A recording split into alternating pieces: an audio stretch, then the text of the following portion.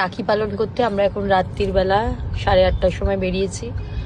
এক ভাই আমার পেছনে আছে, মানে আমার গাড়ির পেছনে, আর এক ভাই ওয়েট করছে। হ্যাঁ, মানে গাড়ির পেছনে না, সিটের পেছনে।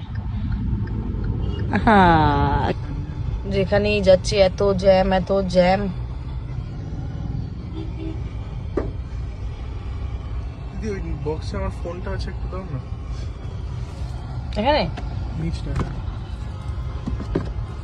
আর ওই প্যাকেটটা কি আছে দেখো তো। কি আছে এতে? দেখো, দেখে আমাকে দাও তো।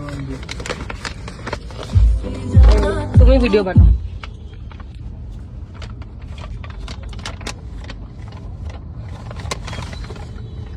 Thank you. এটা আমার? হ্যাঁ, তাই তো মনে হয়।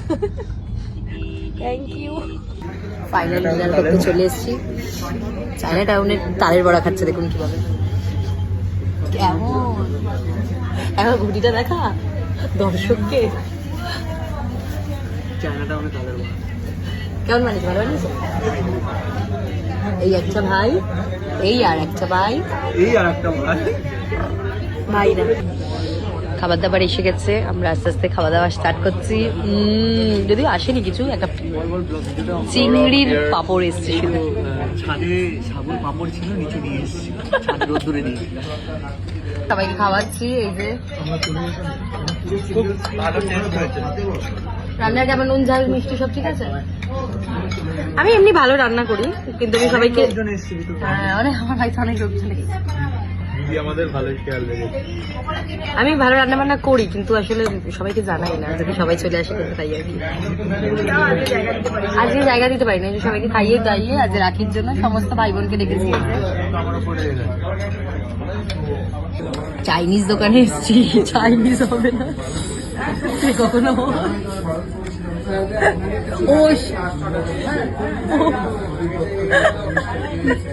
টাউনের বাইরে খেয়ে দিয়ে তারপরে রাখি পড়াচ্ছে। এ কেমন ভাই বোনের সুতোর বন্ধন কে জানে। খুশি, তারপর আমরা খুশি। দেখা এসে সামনে থেকে আয় আয় আয় আয়। গণেশ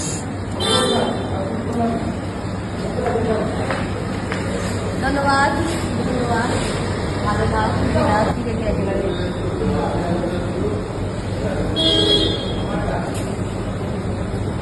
শাড়ি পরে মেয়ে একেবারে রাখি পড়াচ্ছে।